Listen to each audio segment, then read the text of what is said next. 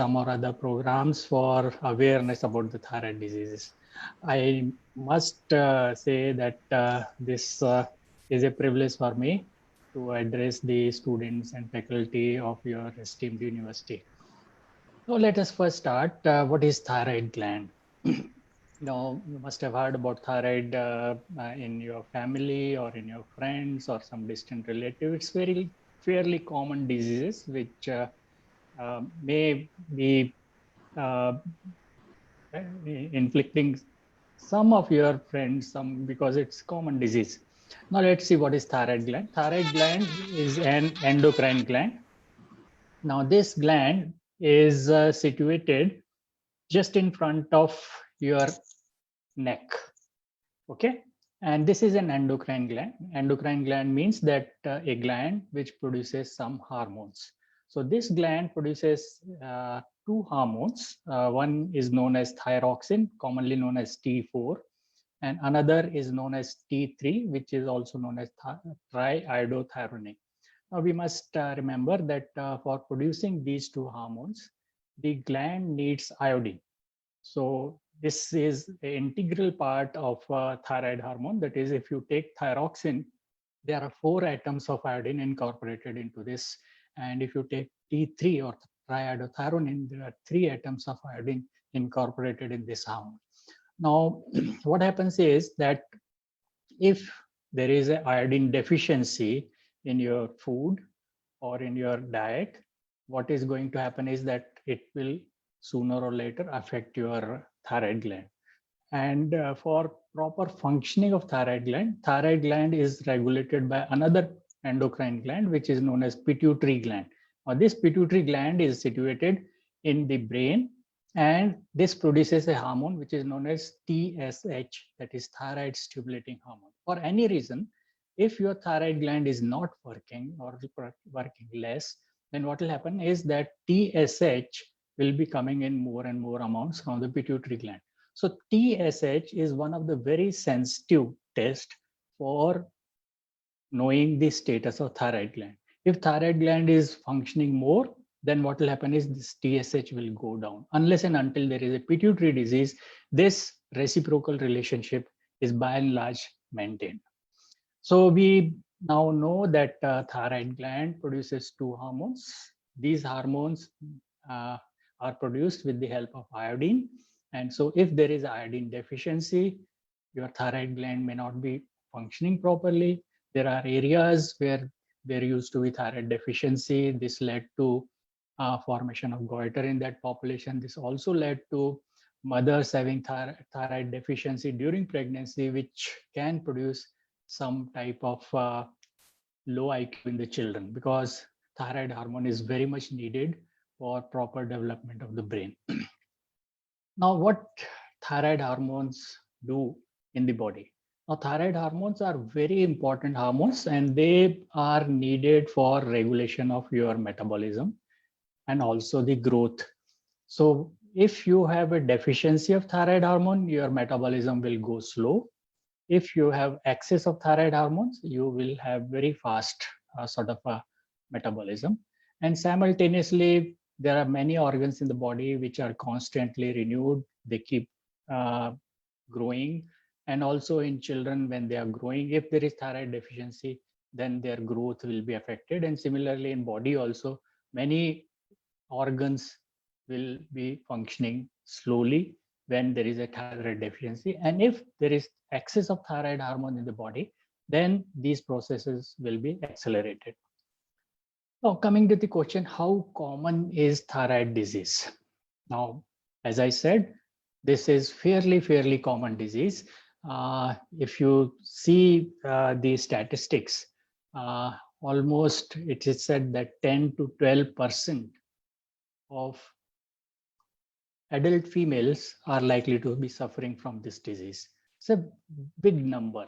Big number means almost 1 in every 10 women, or maybe 1 in 9 women, may be having thyroid disease. And the women have having thyroid disease, the chances of thyroid disease in women is much higher. It's almost 5 times higher than the men. So whatever type of thyroid disease you take, it's more likely to happen in females as compared to males. And as the age advances, the chances of developing thyroid disease also increase. But we must remember, thyroid hormone disorders can occur at any age. We have thyroid hormone deficiency right in the uterus. And as I explained earlier, that if you have a pregnancy where mother is deficient of thyroid hormone, then what will happen is that the child may be born with certain uh, abnormalities, and major thing being the possibility of having a, a mentally retarded child. So in Western countries, they routinely check every newborn for thyroid hormone deficiency. And if they find thyroid hormone deficiency is there, then they start the therapy for these treatment for these children. Because if they are left untreated, they become a burden on the society because they remain mentally retarded. So this is very important to recognize the thyroid hormone deficiency if it happens in the early part of the life, because it's likely to permanently produce the intellectual deficiency in the child. And it's known that almost 1 in 3,500 to 1 in 4,000 new birth, the child may have thyroid deficiency, which is known as congenital thyroid deficiency, because the thyroid hormone producing gland was not functioning. Child was totally dependent on mother's supply of thyroxine or thyroid hormones. And what happens is that if mother is deficient in thyroid hormone, or mother is living in an area where there is iodine deficiency, and then you'll have a large number of mentally retarded children in the society. And this is why our government is doing so much for iodized salt, because once you start replacing iodine through salt, the chances of having such abnormalities are markedly reduced. Now, coming to various types of thyroid diseases. Now, majorly, there are so many types of thyroid diseases, and there are so many rare thyroid diseases. But let us talk about very common type of thyroid disease.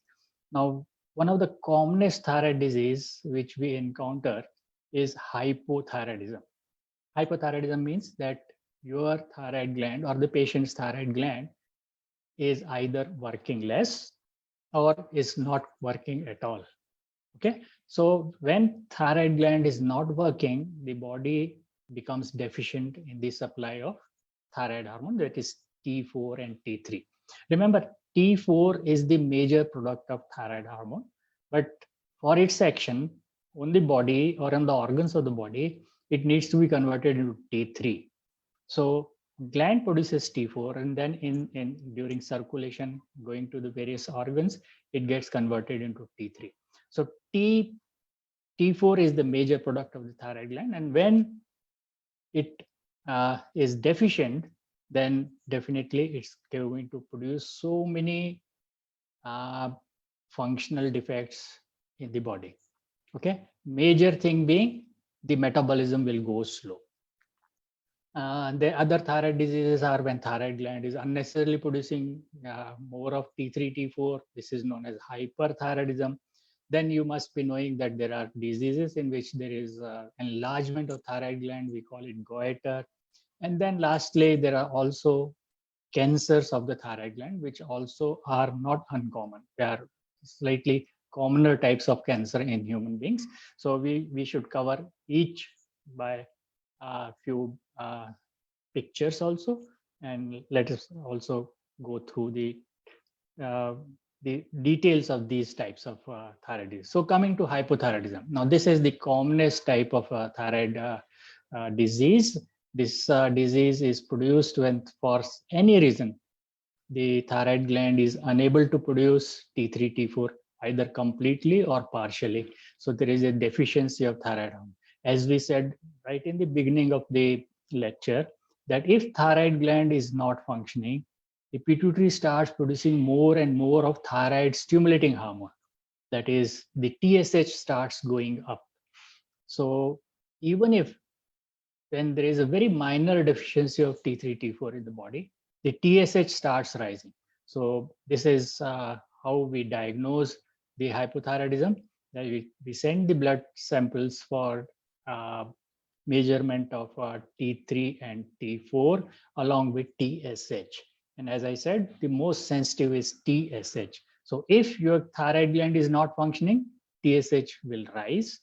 But if thyroid gland is normal, the pituitary is not functioning, then TSH will not be coming in the thyroid gland. Without TSH, the gland will not be functioning and will not produce T3, T4. So that is a rare situation where T3, T4 are low and TSH is also low. So whenever we find such reports that T3, T4 are low, we immediately start thinking that patient may be suffering from pituitary defect rather than the thyroid defect.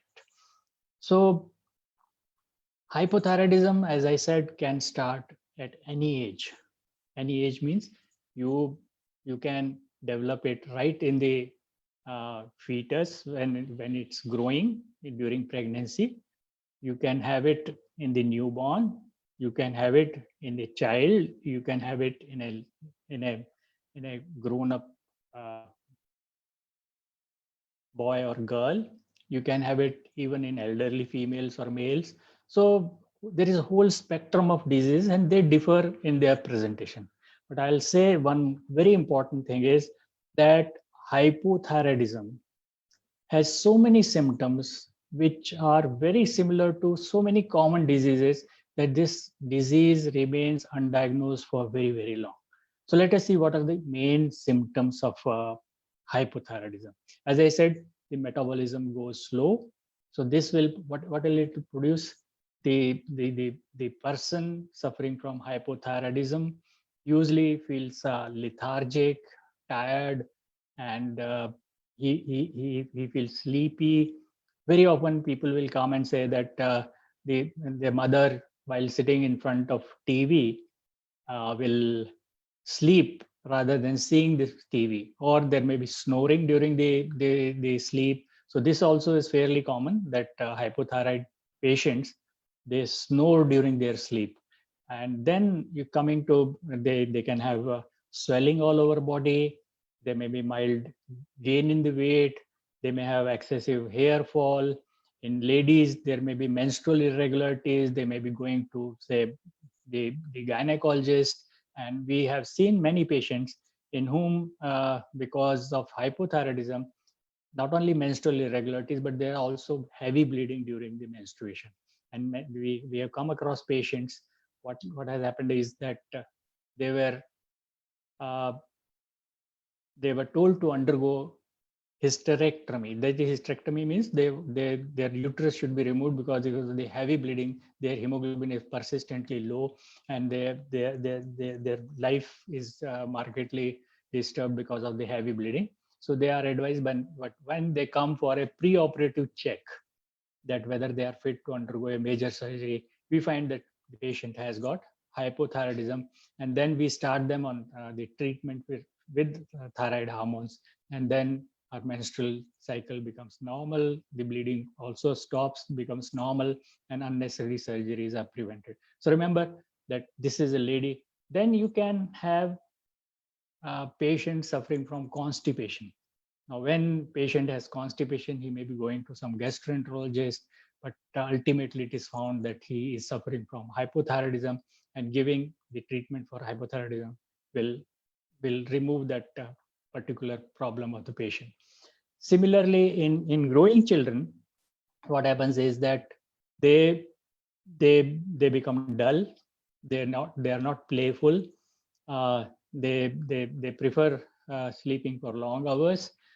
Their voice becomes hoarse. Their voice becomes husky, and they also become constipated. But one of the very important thing is their height is not growing. So we keep seeing patients, the children brought to us that, doctor, my child is not growing properly. And we get their thyroid examined, thyroid test is done, and we find that they have hypothyroidism.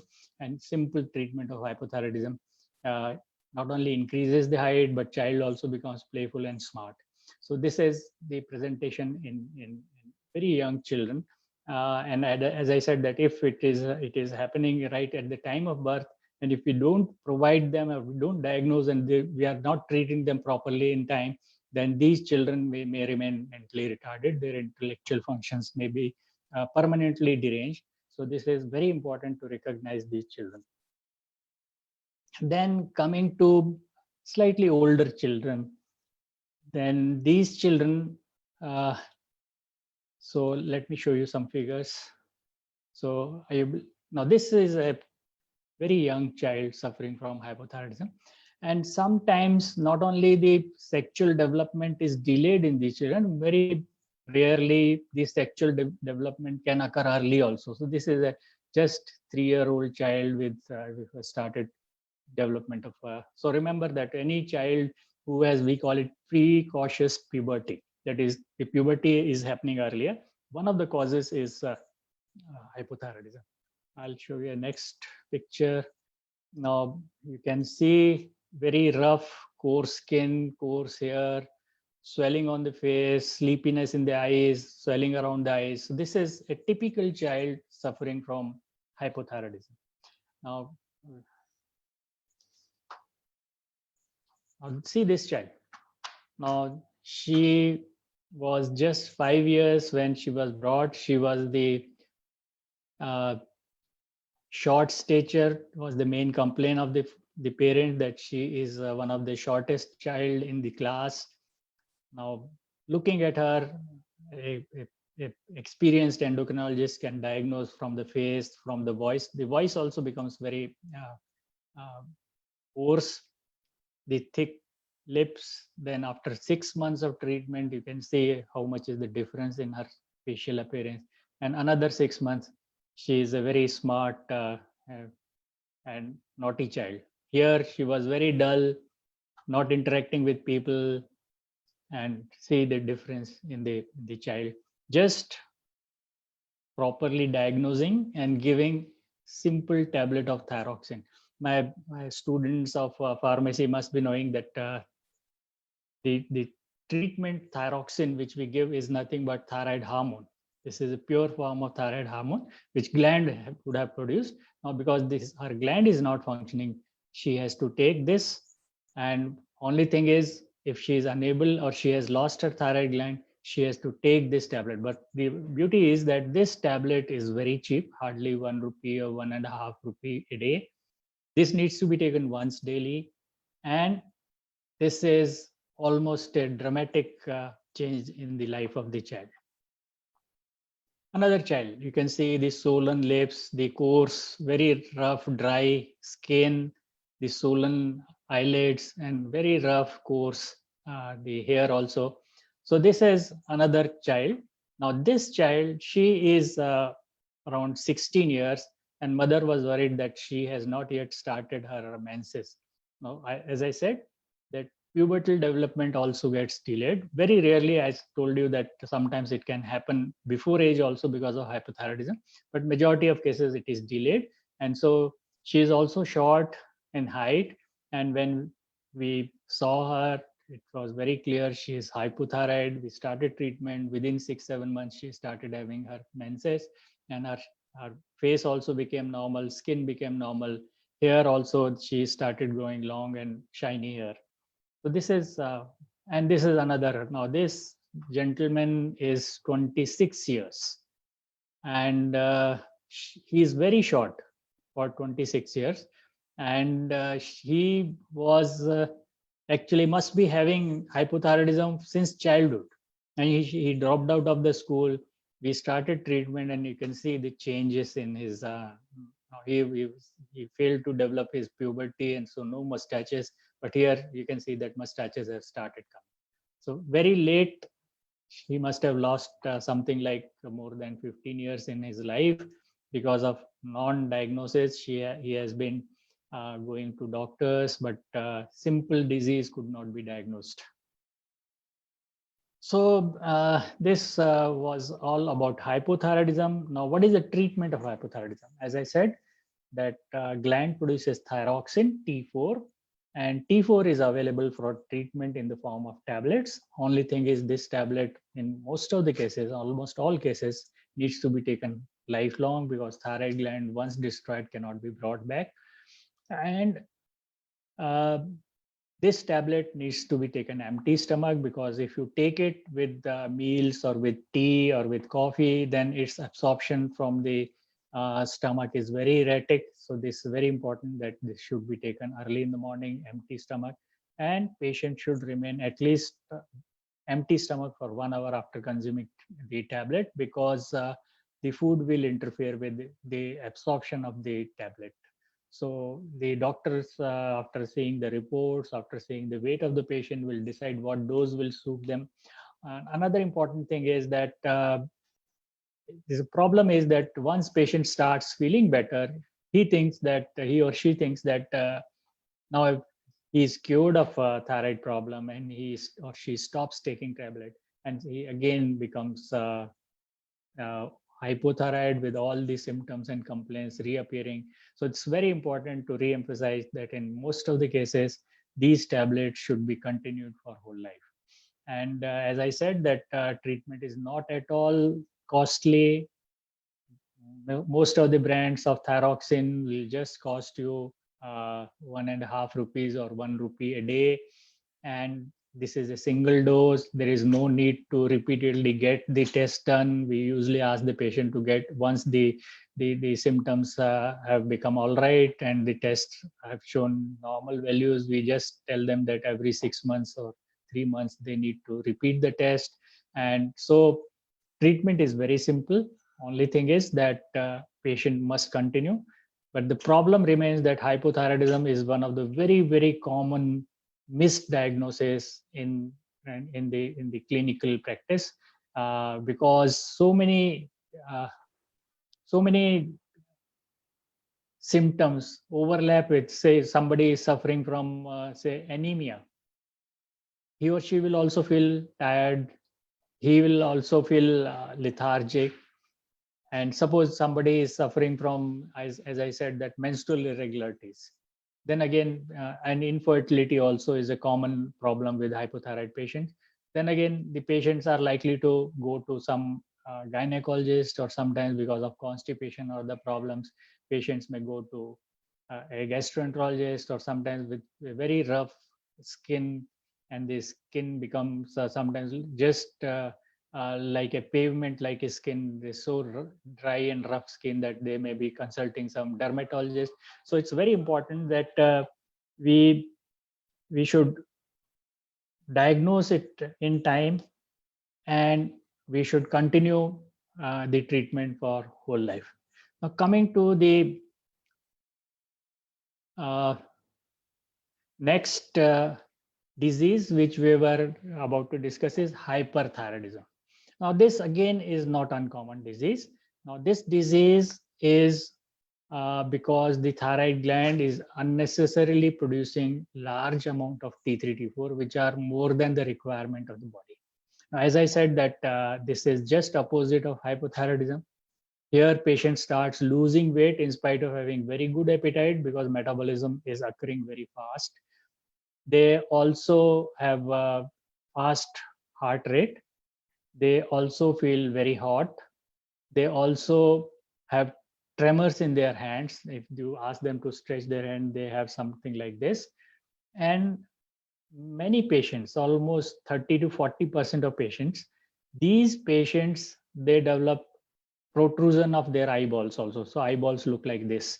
So this is uh, very commonly seen, and these effects of the thyroid disease on eyes is seen more in people who are consuming tobacco, particularly smoking. So those patients of hyperthyroidism who are smoking, they are likely to develop the eye disease also, thyroid related eye disease, in which the eyeballs become very prominent, they bulge forward, and then some patients are diagnosed only because of the eye problem in this case.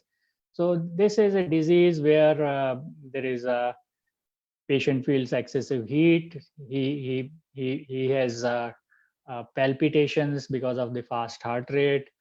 He's eating well, but he's losing weight. Then sometimes these patients will have diarrhea also. They will, whenever they have meals, they will run for toilet, because there is the intestines also are moving very fast. And they have a lot of sweating also because of their metabolism is fast.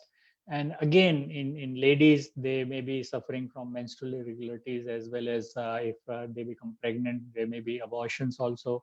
So this disease, though less common than hypothyroidism, but also again is fairly common. And this again can happen in both younger children, but more likely to come in the later part of the life. And the diseases which can produce hyperthyroidism, the commonest one is Graves' disease. This was named because of the scientist who first described this disease was Graves, his Dr. Graves. So this name is given to him. So this disease can be because of Graves' disease. This disease can be because of some thyroid gland, some part of the thyroid gland is excessively working. Sometimes some patients are taking more than required doses of thyroxine. See, what happens is patients correlate their weight gain to the thyroid.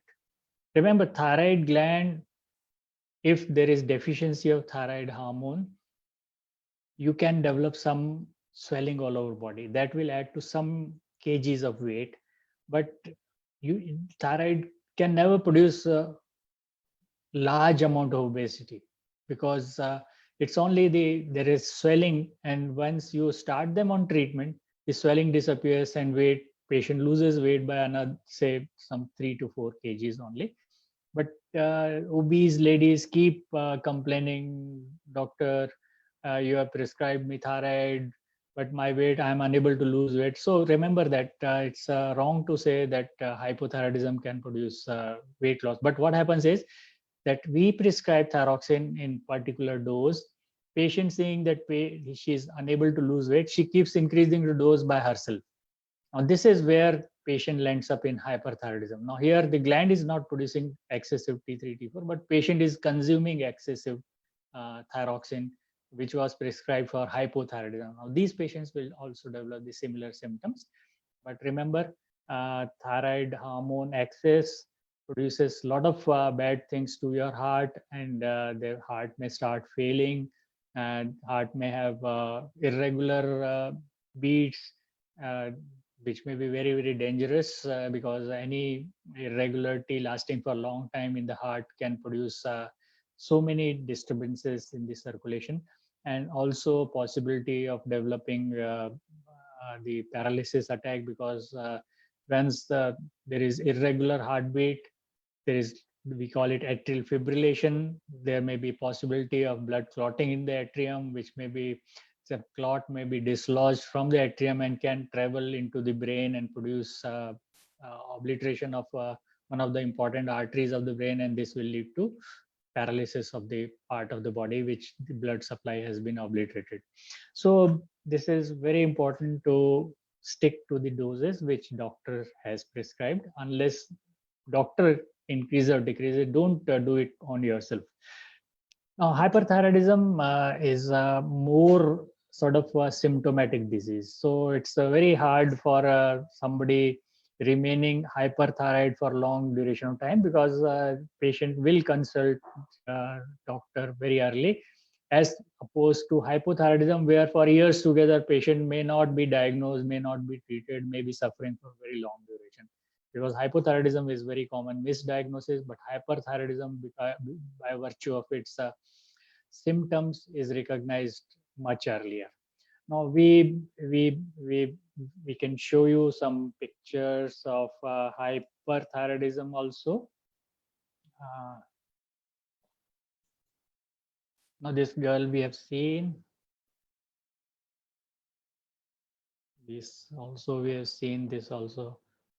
Now this, you just see, she has sunken cheeks and very prominent eyes. You can see the eyes bulging forward, and she has this enlarged thyroid gland also, which is producing unnecessary amount of T3, T4.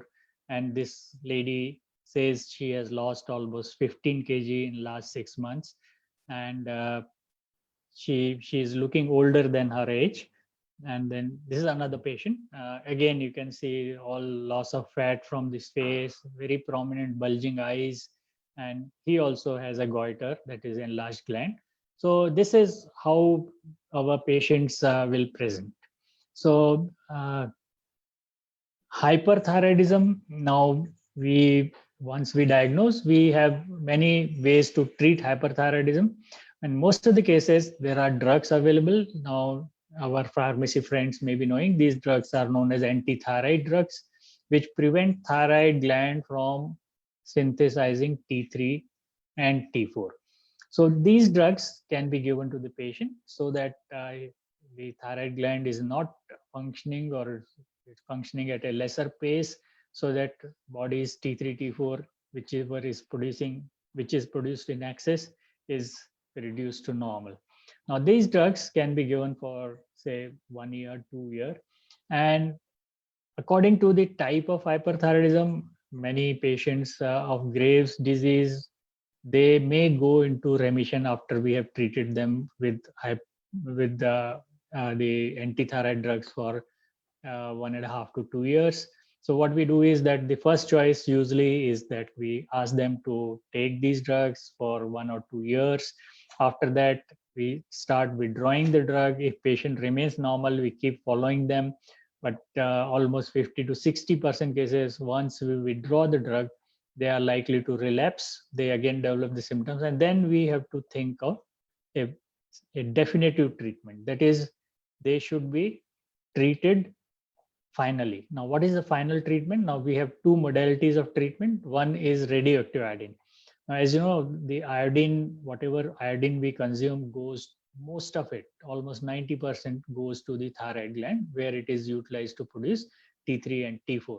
So once we give iodine, it's likely to get accumulated in your thyroid gland. But if we give radioactive iodine, there is the natural iodine, as you know, has atomic weight of 127.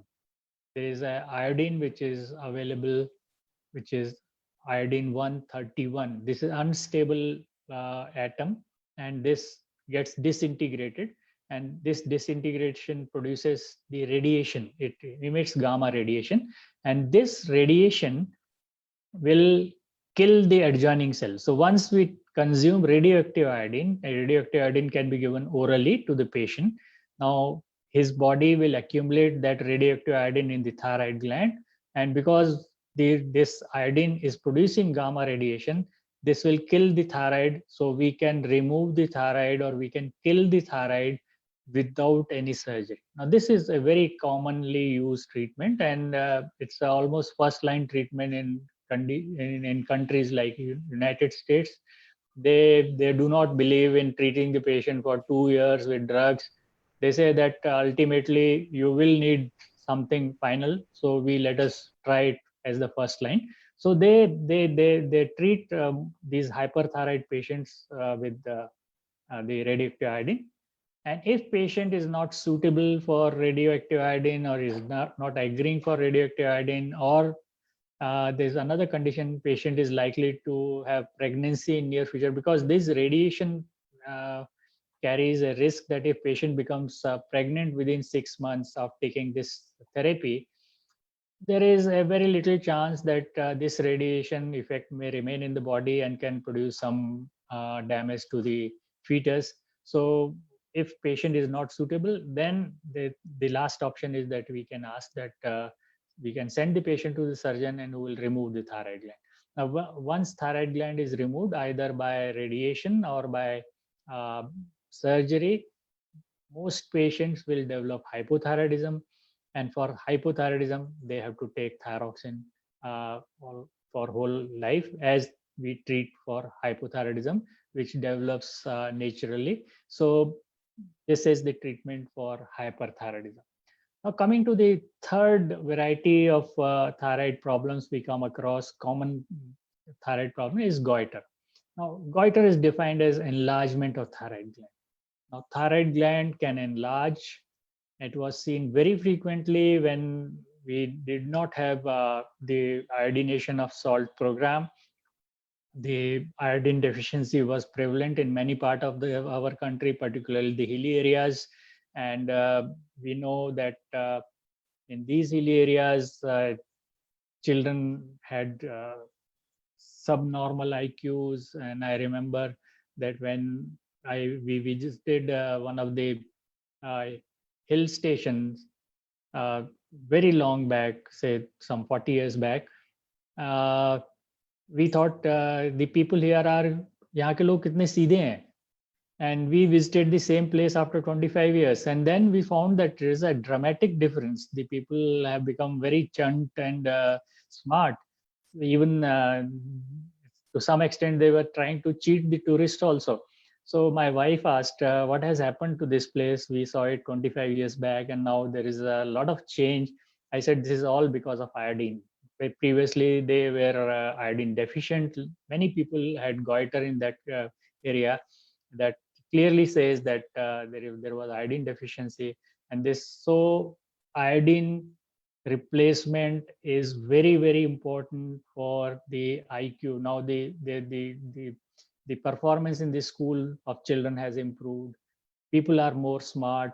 Now this was all because of iodine. Remember that there are so many people you must be knowing on internet, on WhatsApp, cursing that why government is unnecessarily giving iodine. Remember, this is all wrong. Without iodine, our children will become, our IQ of our children will suffer. And so this is very important that we should continue with iodination of salt, which is worldwide accepted that iodination of salt is very important for the health and the intelligence of the children. So goiter develops one of very common cause was iodine deficiency. With the iodination of salt program, we have very few people suffering from goiter, and whenever it happens, it is not usually because of iodine deficiency, but for some other reasons. Now these people may be having goiter or the enlargement of gland which is slowly occurring. Most of the times this happens over 30 years, 40 years, and then gland becomes very big. And once it becomes so big that it's interfering uh, with your windpipe, or it's producing pressure on your food pipe in the neck, and then they come up for their consultation, and then we have no other option but to send them to surgeon for removing the gland. I'll just show you one picture. Now you can see this lady. It's the goiter size is almost same as her head, and she says the last 40 years she is having this.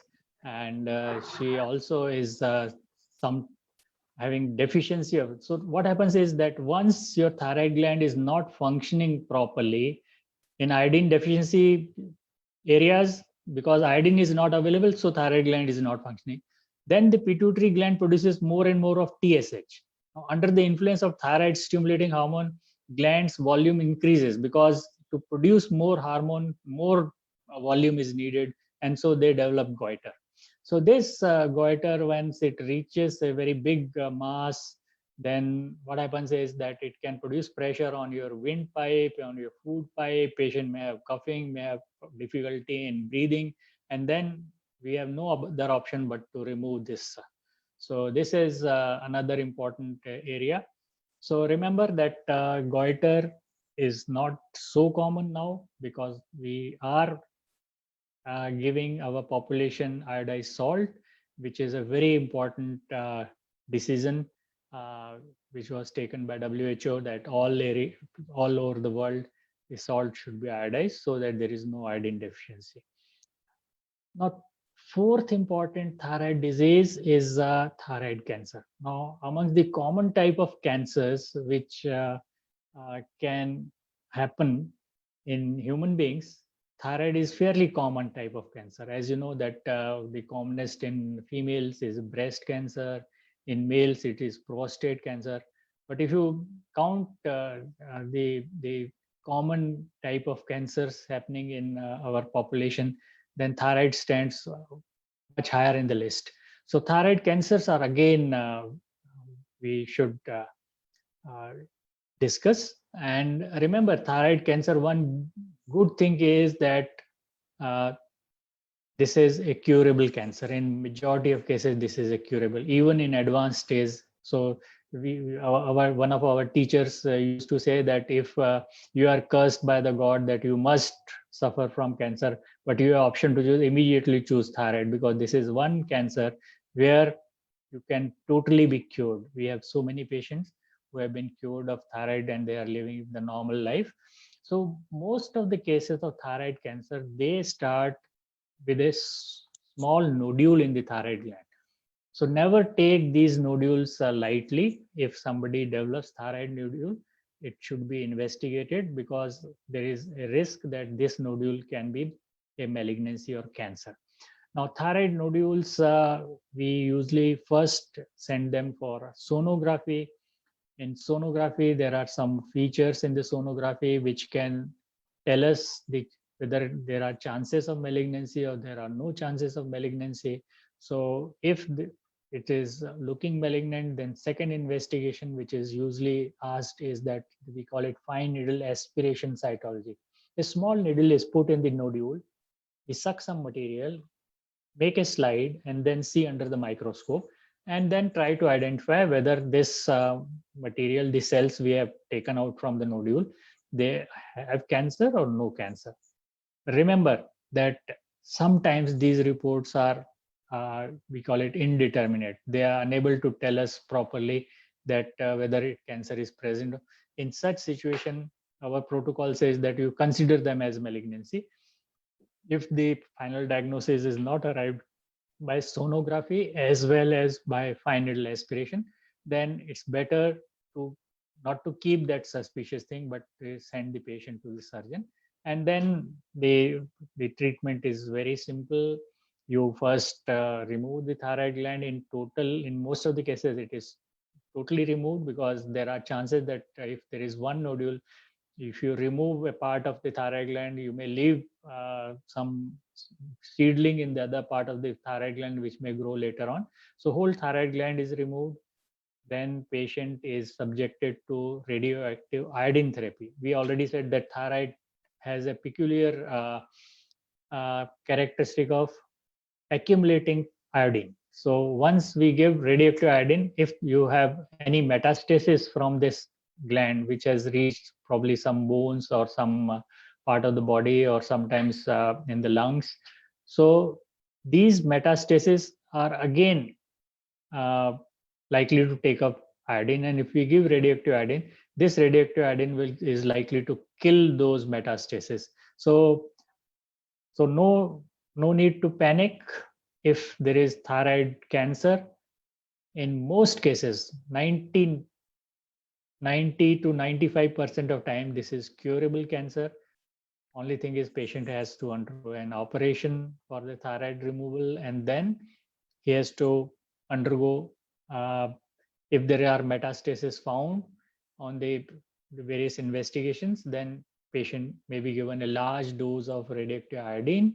And with this radioactive iodine, we are likely to kill all those secondaries metastasis which has reached the other part of the body.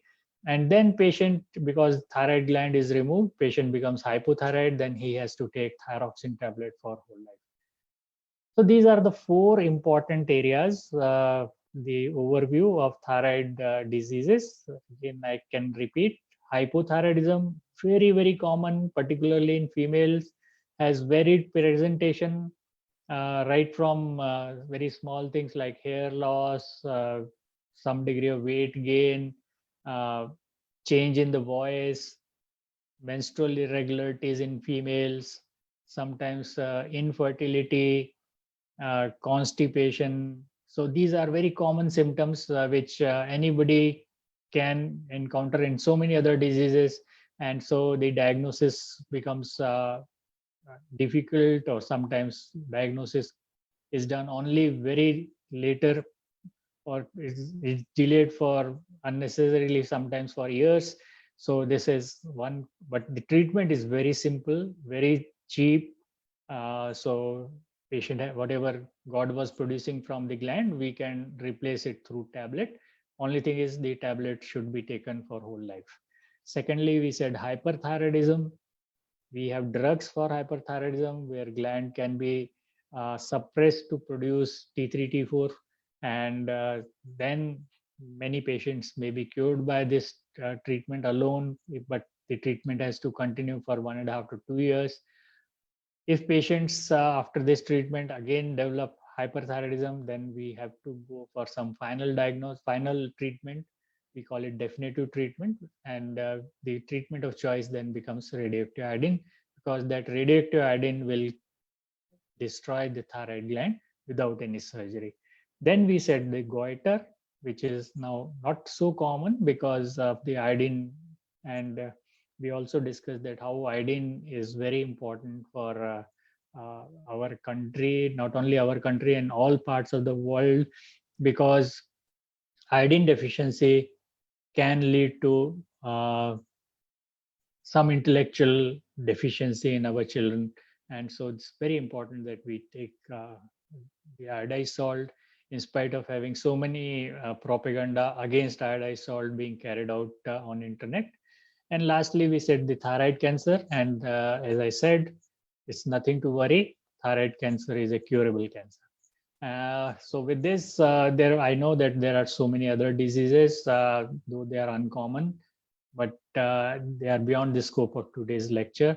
So I'll be very happy if you have any questions regarding the lecture or from the thyroid diseases. Yeah. Good evening, sir. Good evening.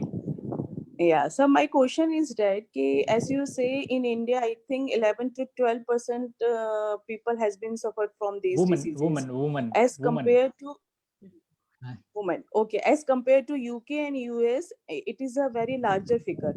So what is the reason exactly? And is there any precautions and like this, anything else, so we can decrease this percentage? Actually, ma'am, this is not in our hand, because thyroid diseases most of the times are autoimmune diseases. Autoimmune diseases means that the body has an immune system, which is basically, now you are hearing so much about immunity because of the COVID-19. So what happens is that for some reason, the thyroid gland is identified as a foreign body in the body. And so our immune system starts killing the thyroid gland. So this is an autoimmune disease, and there are certain parts of the parts of world where thyroid diseases are more common than other parts. And basically, wherever there is more chances of having autoimmune diseases, the disease is more prevalent. Now we know that all autoimmune diseases are more common in females as compared to males. So you take rheumatoid arthritis, where body's joints are recognized as foreign tissues. So the body launches an attack against, or you take vitiligo, that white spots, the pigment producing cells in the skin are identified as foreign cells. So the body launches immune attack and then kill them. So when pigment is absent in some patches of the skin, you develop white spots. Now these are all autoimmune diseases, and many patients who are having thyroid diseases can also simultaneously have these autoimmune diseases. So autoimmune diseases, we usually do not have any sort of a environmental factor which we can prevent, so that patients, only thing is that yes, the iodine deficiency can produce hypothyroidism, goiter, then subnormal IQ in children. Now that is preventable, and government is doing so much for that, there is a law that you cannot sell salt without iodination.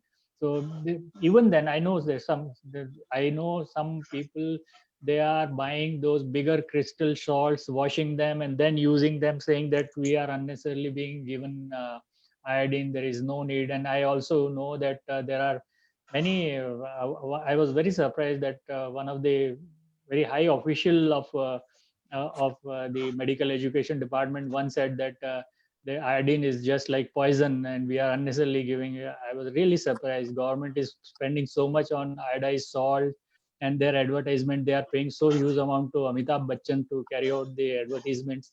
And in spite of that, somebody saying that iodine is not good for body is absolutely wrong. Thank you, sir.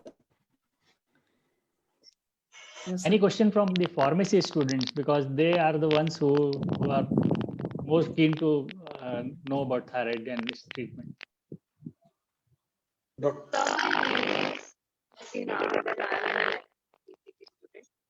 Ma'am, you are Yeah, not you can audible. ask. You can ask.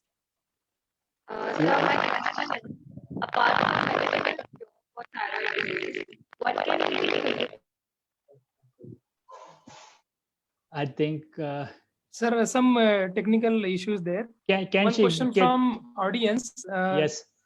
Can one check on primary level is there thyroid at home? Thyroid. See, if you have somebody in the family, suppose mother has thyroid disease, there are very high chances the daughter will also have thyroid disease. So one is that we should be aware that this is what we are doing today.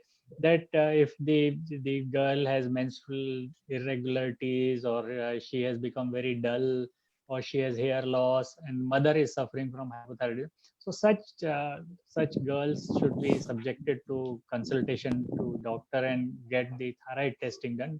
Though I know that thyroid test is a bit costly test, it requires 500 rupees, but it's a very important test, because one of my teachers used to say, when you are unable to make any diagnosis, get the thyroid tested, because this is one disease which remain undiagnosed for long years. So this is very important that so whenever, if you are female and if you have a family history, then it is very good suggestion that you should get your thyroid checked.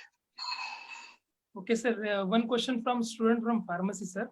Ji. If any one person that is, you told that in hyperthyroidism case, palpitation, nervousness, these are the common symptoms. Yes. But if anyone feels these symptoms, how we will know if it is related with the hyperthyroidism or any cardiac issues there?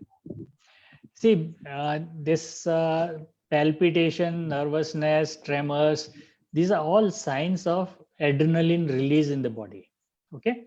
If you face final year examination, of you face viva, your tremors, you have palpitation, your eyes become wide, and you also start sweating.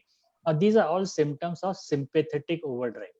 Similarly, if you develop hypoglycemia, there is sympathetic overdrive. Same thing happens. That is, your tremors, you have fast heart rate, you are sweating.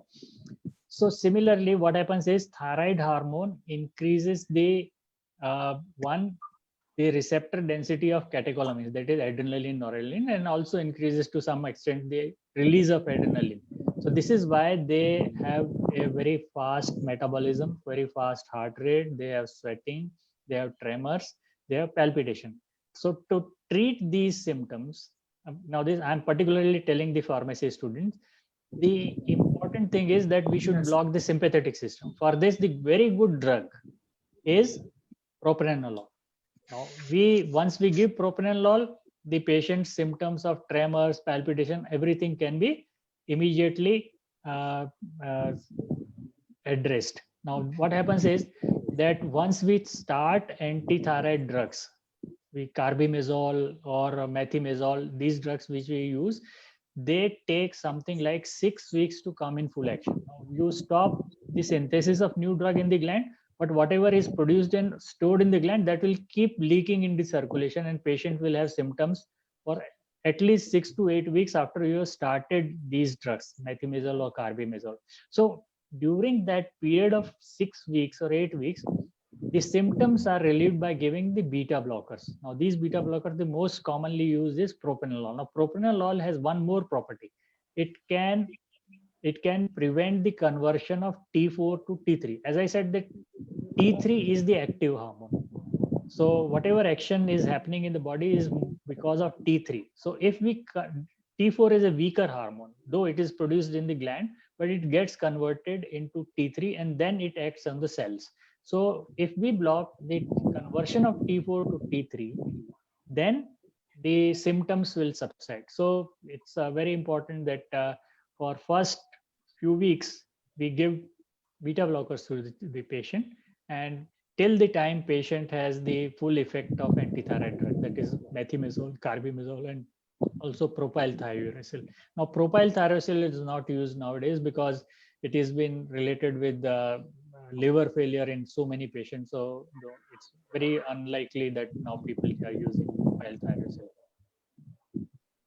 Okay, sir. Dr. Thank you, Sable? sir. Yeah, sir. Yeah, sir. Please, sir. Yeah, I would like to ask one question. Yes. Good evening, doctor. Good evening. Doctor, this is Purswani this side. I have two questions, sir. One is a generic one and second is a specific one. Yes. First, generic one, sir. The salts which are being commercially advertised today, as you also told, is it sufficient that iodine quantity which is being passed, which is being given through these salts is sufficient? See, government is iodizing at the rate of something like 15 to 20 ppm parts per million. Okay.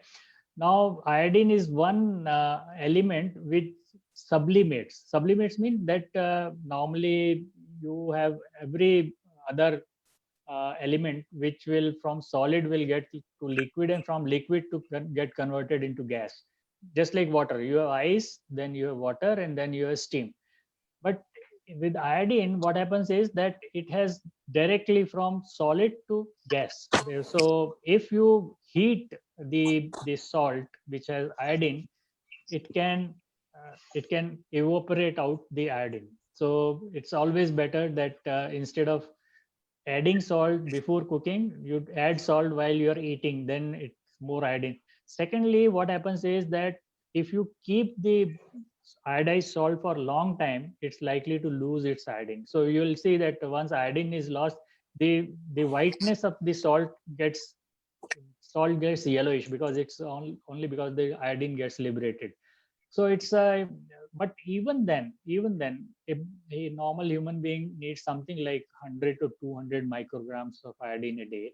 Now that amount through the salt intake can be replenished in the body, and so most of the times iodized salt is working wonders. So we can say that if you are taking something like 5 grams of salt a day, your body's requirement is almost fulfilled by the iodized salt. Thank you, sir. And one specific question, sir. My wife was your patient from 2010 to 14. Then we moved to Delhi. Then we came back last year. Sir, she has hypothyroidism and has more on the TSH values. So she is being managed very well with Thyronorm 88. Now, but she had developed what you call some sort of rheumatism, and it was diagnosed as palindromic rheumatism. Is it assigned to this disease also, sir, hypothyroidism? See, I told you that autoimmune diseases tend to club together. So if you have one autoimmune disease, the chances of having another autoimmune disease is very high. So we commonly see this combination, that is rheumatoid arthritis plus thyroid disease. So see, body has an immune system. Immune cells are just like an army moving around the whole body. They have a lock and key type of arrangement. And so what happens is that if they have identified a cell as their own cell, they will leave it. But if they identify a cell which is not according to them their own cell, the friendly cell, they will launch an attack and remove it. So what happens is that in autoimmune diseases, there's some problem with the identity of thyroid gland. So the thyroid gland is destroyed, patient become hypothyroid. Then second common thing is that the synovial membrane of the joints, that gets identified as a foreign element. And then because the immune system launches an attack against them. So you develop swollen joints, painful joints, then later on deformity of joints. So these are all autoimmune diseases because body has a tendency to develop autoimmune diseases. The first manifestation was thyroid, and the second manifestation is arthritis. Okay. Thank you so much. Yes, sir. One question from Sir, student. some of Yes, the sir. questions are in the chat box also. Why? Chat Why? box. Okay. I'll have to open the chat box. Is that? Yes, sir. Chat Student, box. Yes. Why hypothyroidism occurs more in women than men? Okay, I'll tell you. See, hypothyroidism, again, as I said, all autoimmune diseases happen more in females as compared to males. So this is being autoimmune disease, so females are more likely to develop thyroid diseases as compared to males. I was just looking into chat box.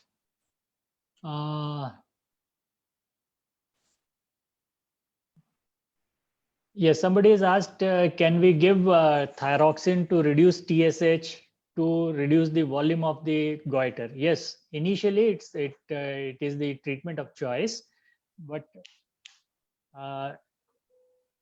later on, once thyroid gland is enlarged too much, then you don't expect thyroxine to reduce the size. But initially, when goiter is small, we usually give thyroxine so that TSH gets suppressed. And so when there is no TSH, the growth of the gland also gets stopped. We can prevent the goiter from increasing the size. Then there was another question.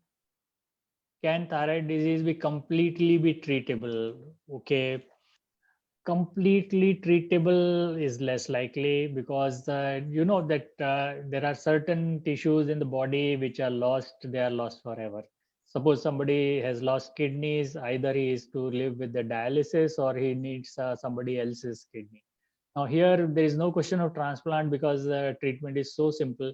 So hypothyroidism, usually very few cases, less than 10%, they have temporary hypothyroidism. But in majority of 90% of cases, it's a sort of a permanent disease. So patient has lost the thyroid gland, and so whatever thyroid gland was producing, basically thyroxine, it is to be taken for whole life from the oral route in the form of tablet. Then there was another question. How can we improve thyroid function naturally? I think this is very difficult. Actually, if thyroid gland is lost, you cannot do it by nature. You have to take the tablet. Yes, if you have thyroid deficiency, sorry, iodine deficiency, you can definitely. But now iodine deficiency is not so prevalent, because everybody is taking iodized salt. And then the chat box. Can hypothyroid patients feel hot? Not really. Actually, hypothyroidism patients usually feel cold. Now, what happens is, if somebody comes to us, say in October, with the full sweaters, then we immediately think that this fellow is probably hypothyroid, because they usually feel more cold.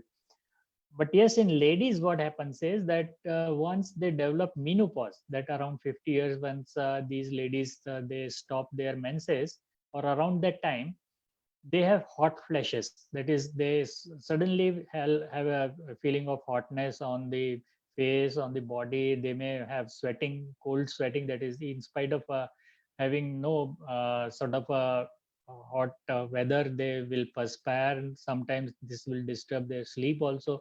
And these are known as menopausal hot flashes. So many women of that age, particularly perimenopausal age, they have hot flashes. For that, they sometimes are wrongly diagnosed to have a hyperthyroidism or something else.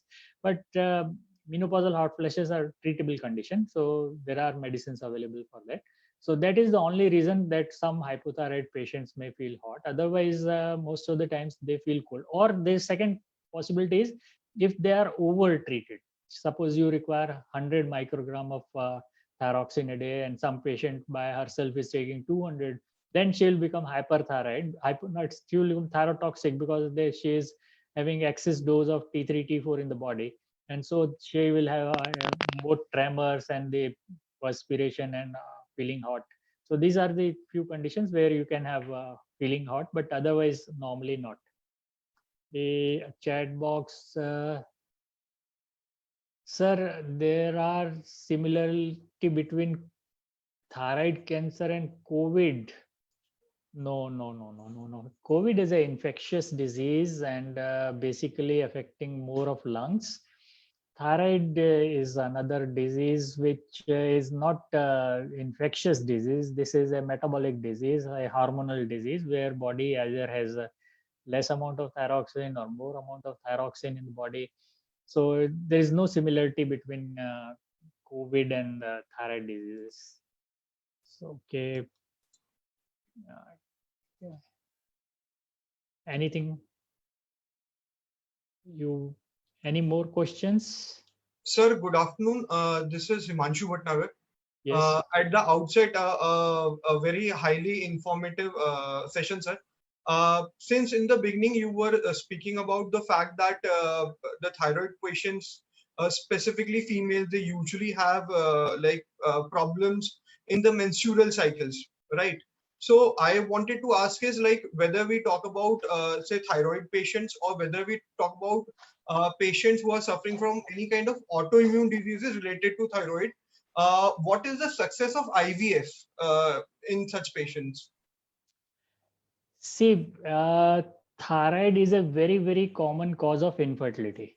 See, if a lady has irregular menses, that means she is not ovulating.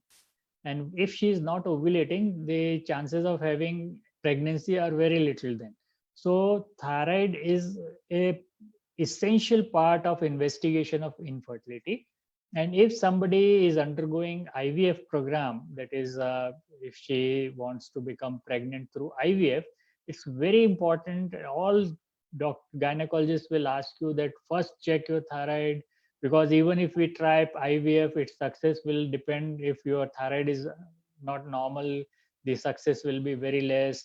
And even if you conceive through IVF, there are very high chances of having abortions.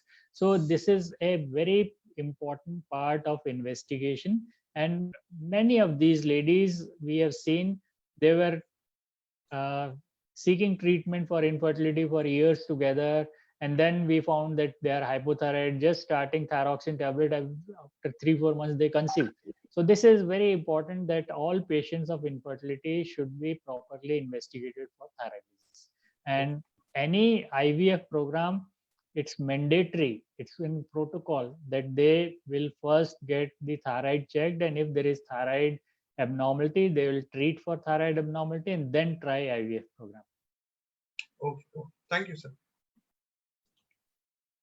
What causes thyroid cancer? Now, we know that thyroid cancer is very strongly related to history of radiation. Suppose some patient received radiation for some other cancer, and that radiation affected the thyroid gland also. Now, this gland in future is more likely to develop cancer. Then there are certain genetic, there are some genetic mutations, etc., also, which make the patients prone for thyroid cancer. Then I'll say that alcohol, the tobacco, these consumptions also to little extent related with thyroid cancer. And now we know that the incidence of cancer is very fast increasing, and there are many factors, there are many lifestyle changes. Any cancer is more likely to happen in a person who is obese, who is not doing exercise, who has sedentary lifestyle, who consumes a lot of alcohol, he consumes a lot of tobacco or smoking. So these are the factors which make body prone for any type of cancer. But radiation is one recognized factor. So suppose somebody uh, is exposed to radiation, say, now it's known that in Chernobyl, the employees were exposed to radiation because of accident there in Chernobyl reactor in Russia. And these employees had a very, very high incidence of thyroid cancer, because they all got radiation to their body, and they developed thyroid cancer. So this is radiation is one known factor.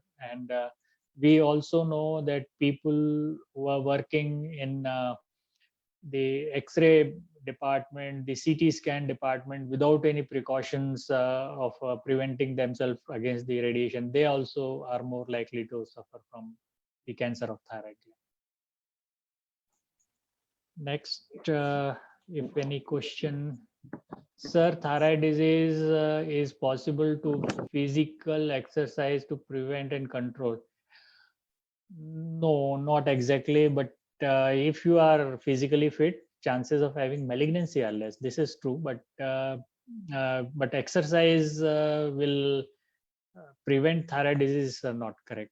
As I said, most of the thyroid diseases are autoimmune diseases, and autoimmunity is something which is either genetic. So if your body, see, your body fights the, suppose if I need a kidney transplant, my kidneys are failed.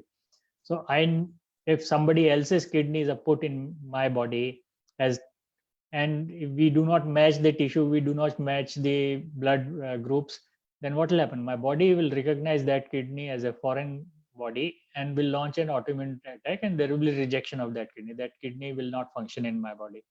And so similarly, if there is an infection coming into my body, say COVID comes in my body will launch an antibody, form antibody, attack the virus, will not allow the virus to replicate. And so within say 10-15 days, I'll get rid of that infection. So that immune cells, if they find some body's own tissues as foreign tissues or foreign bodies, then they will attack them. So similarly, thyroid is one of very common autoimmune disease where the immune system thinks that this thyroid tissue is not our own tissue, this is foreign tissue, and so it destroys the thyroid gland. And this is how, and this second we talked about Graves' disease. Here the antibodies are such that they stimulate thyroid gland to work more. So this is again a very unique situation where antibodies are working just like TSH. So this is a unique situation where again autoimmune disease, but not producing destruction of gland, but is stimulating the gland to produce